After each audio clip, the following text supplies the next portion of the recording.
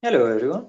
Welcome to part 3 of Victimhood. Why me? The question that a lot of us are constantly faced with. Why am I the victim? Why did these things specifically happen to me? Why me? So, as we saw in part 2, it was all about integrating our higher self with our lower so that we understand the intention behind why we birthed ourselves in a denser, lower reality to experience all the things of the higher. So, if we have come so far and we, you know, have a glimpse of kind of why do we suffer or why do we go through the things that we go through, what this opens up is it opens up a kind of mindset which isn't against suffering. But that doesn't mean it's a sucker for suffering as well. It doesn't mean it's bringing in suffering. It's just not looking at suffering as a term itself. At this state of mind, your mind is more looking at its so-called victimhood or its so-called circumstances as the journey. It's kind of looking at it as this is my journey to manifest my highest potential in an extremely dense reality, or what you might call as the third dimension, or what you call as waking reality, or the matrix, some people call it. Now, things in the higher realm exist in a state of harmony. They exist in a state of bliss. They exist in a state of coexistence. Now, when they do come down, is or do become denser, is when they start so-called disintegrating or forgetting who they are, or just losing in touch with what was the original plan, what was the original mission for why we even landed up on Earth. So, if we are in this mindscape where we're able to understand our so called victimhood or problem as our own created conspiracy, as our own created journey, so that we experience all the movements, all the ups and downs, all the different maneuvers that are necessary to experience the higher in a more denser, more solidified state of being. So now that we know that we are the ones who created our victimhood or the problem, what happens is now we start to find a certain kind of uniqueness which completely takes us away from the realm of comparisons.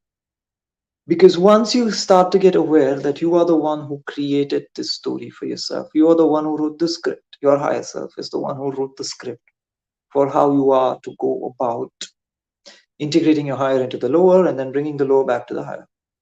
Once you see it this way, what happens is you kind of lose touch with seeing your problem as a gross problem or as a mass problem. Like if you don't have abundance in your life and you're after financial abundance, you don't see it as I'm poor. You really don't see it as such. Because as long as you see it as such, you're kind of fighting to just be rich. When you don't see your problem as no, I just don't have confidence, or I just am one of the ones who don't have it in them to speak boldly or speak confidently, or it could be just with relationships, I just don't have it in me to make something fulfilling out of a relationship. Whatever it is that you see it as yourself, as long as you're putting it in the gross, that is in the masses, into a group, you are always seeing this group that you're in, whether it's Yeah, with all these examples that we spoke about, Arthur, you're not confident, not abundant, not fulfilled in relationship. You're just seeing it as you're in this group, you're in this bowl, you're in this fish tank, while a completely different group of people are in an extremely lucky fish tank, where it's the situation is exactly the opposite. They're abundant, they're happy, and their relationships, they're confident, whatever it might be. So when this comes in is when you start seeing yourself actually as a victim, and not just seeing, you actually start feeling yourself, and you actually make that your reality, because then you actually believe it as well. You believe it that I belong to this fish tank, and there are some lucky ones who belong to another fish tank, and that's just the way it is. And now there is nothing more crushing or soul wrenching than that, to believe in something like that, to believe that you are actually not confident, to believe that you're actually poor, to believe that you're not worthy of fulfilling relationships. There's nothing more soul wrenching than that, because now you actually believe that you're part of a group, you're part of a clan, which, or a part of a society, or a part of a collective who have this problem. Now, this is why we actually do the journey which we went through in part 1 and 2. This is the specific reason that we go through this journey, because once you go through the journey, you realize you are the person who wrote the script, and once you are the person who wrote the script, there is almost absolutely no comparison with anybody else, because you're the writer of the script. You see yourself in the process of writing the script, of you coming down, of your higher self manifesting itself in the lower. When you see yourself as being the creative entity who designs every step into the process, you do not see anybody else in there. You do not see competition. It's a quite an alone path. You just see that I am the one who created this. So the story gets extremely, extremely, extremely independent. While a lot of people would not take this path. Why? Because it is lonesome. I wouldn't actually put it as lonesome, but it is extremely individual based. It's extremely responsible, because you have literally nobody to blame now.